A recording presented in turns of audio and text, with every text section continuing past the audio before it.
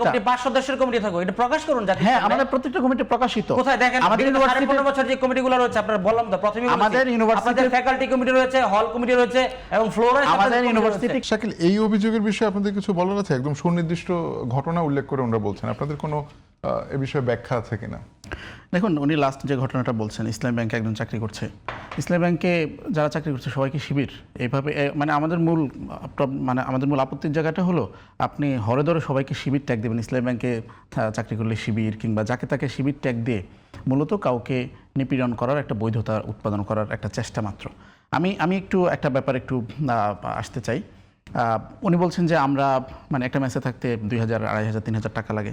আমি শুরুতে বলেছি যে আমি ফার্স্ট ইয়ারের পরে হলে থাকতে পারি নাই।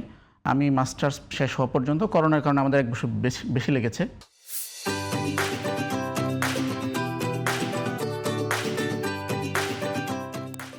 আমরা কিন্তু পুরো নিজেদের টাকায় আমরা মেসেই ছিলাম এবং ইউনিভার্সিটির আমাদের বেশিরভাগ জনশক্তিরাই তারা আজিমপুর, লালবাগ, চানখারপুল এই এরিয়াতে মেস করেই তারা থেকেছে। একটু জানার আগ্রহ থেকে বলে, এইসব মেসে কি আসলে ছাত্র সংগঠনের পক্ষ থেকে কোনো ধরনের আর্থিক সহায়তা দেওয়া হয়? না, আর্থিক সহায়তা না। এটা হচ্ছে ধরেন ঢাকা ইউনিভার্সিটির আশপাশে যে মেসগুলোর কমন বৈশিষ্ট্য যে সিট হিসাবে 2500 বা 3000, একটু ভালো সিট হলে এটা আসলে যে থাকছে তাকে বিয়ার করতে হচ্ছে। একটা যদি ভালো বাসা হয় তাহলে ভাড়াটা একটু বেশি, একটু ইয়ে হলে একটু কম। আচ্ছা, উনি বলছেন যে ছাত্র অধিকার পরিষদ বা বাম সংগঠনরা তো আসলে কুসুম আন্দোলন করে হাসিনার সাথে তাদের সম্পর্ক কেমন ছিল এটা তো আসলে এই আলাপে আসারই যোগ্য না।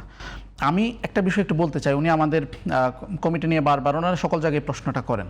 দেখেন, আপনি শিবিরের কমিটির ফরমেশন এবং ছাত্রদলের কমিটির ফরমেশন টোটালি ডিফারেন্ট। ছাত্রদলের একটা কমিটি কয়েকদিন আগে দিয়েছে ঢাকা মহানগর উত্তরের প্রায় 300-400 জনের একটা কমিটি। প্রত্যেকে আমি একটু শেষ করি প্লিজ। আমি আপনাকে সর্ববৃহৎ সংগঠন, আমাদের সংগঠনের কলেবর আমাকে একটু বড় হয়েছে। আমি আপনাকে আমাদের কিন্তু এটা কিন্তু বারে কিন্তু আমাদের কাছে প্রশ্ন, আপনারা কিন্তু আমি শেষ ডিসকাস করেন না কেন? আমি একটু শেষ করি, প্রশ্নের উত্তরটা দিক, তারপর আমরা ফিরবো আবার। আমাদের ইউনিভার্সিটি কমিটিটা 15 জনের কমিটি। আমাদের এই 15 জনের কমিটির প্রত্যেকের আলাদা আলাদা ডিফাইন্ড কাজ আছে। যে একজন হচ্ছে সে বাইতুল মাল বিভাগ দেখবে, অর্থ বিভাগ দেখবে, একজন হচ্ছে ছাত্র কল্যাণ বিভাগ দেখবে, একজন হচ্ছে ফাউন্ডেশন বিভাগ দেখবে, একজন অফিস বিভাগ দেখবে। প্রত্যেকের আলাদা আলাদা দায়িত্ব। ওনাদের কমিটিতে ধরেন 100 জন সহসভাপতি। এই সহসভাপতিদের কাজ কি? ওনারা কেন ভাবতেছে যে ওনার ফরম্যাটে শিবিরকে কমিটি দিতে হবে? এই যে আরেকটা সংগঠন কোন ফরম্যাটে তার কমিটি দিবে, কোন ফরম্যাটে তার কার্যক্রম চালাবে, এইটা যে নিজেরা ঠিক করে দেওয়ার একটা আমি তো ফরম্যাট নিয়ে বলি না, আপনার কমিটি 5 সদস্যের কমিটি থাকো, এটা প্রকাশ করুন জাতির সামনে। হ্যাঁ, আমাদের প্রত্যেকটা কমিটি প্রকাশিত। কোথায় দেখেন আমাদের ইউনিভার্সিটি 15 বছর যে কমিটিগুলো রয়েছে, আপনারা বললাম তো প্রথমে আমাদের আপনাদের ফ্যাকাল্টি কমিটি রয়েছে, হল কমিটি রয়েছে এবং ফ্লোরে আমাদের ইউনিভার্সিটি কমিটি প্রকাশিত।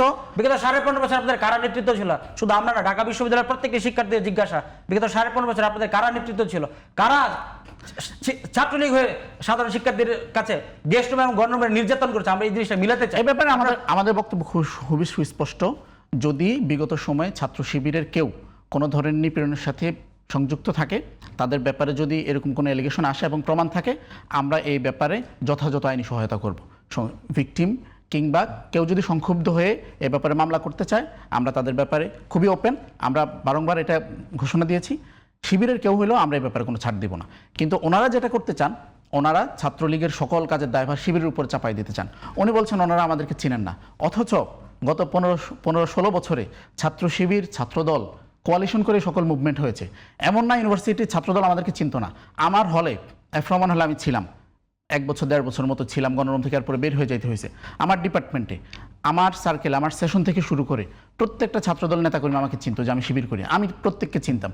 এই যে এক ধরনের ডিনায়াল মোডে ওনারা থাকেন, যে ওনারা কাউকে চিনতেন না, শুধু ওনারাই সব কিছু করতেন, এই জিনিসটাই মূলত ওনাদেরকে এই বয়ানটা এস্টাবলিশ করতে হেল্প করতেছে যে শিবির ক্যাম্পাসে ছিল না, শিবির ছাত্রলীগ হয়েছিল। আদতে সবাই সবাইকে চিনত।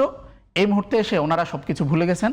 ওনারা ক্ষমতার গরমে এটা কখন শিবিরের সাথে কোয়ালিশন করে জাতীয়তাবাদী ছাত্রদল কখনই কোনো আন্দোলন সংগ্রাম করেনি। ওকে, কিন্তু লাস্ট আরেকবার বলেন কথাটা, সবাই শিবিরের সাথে এটা record কোয়ালিশন করে, থাকবে।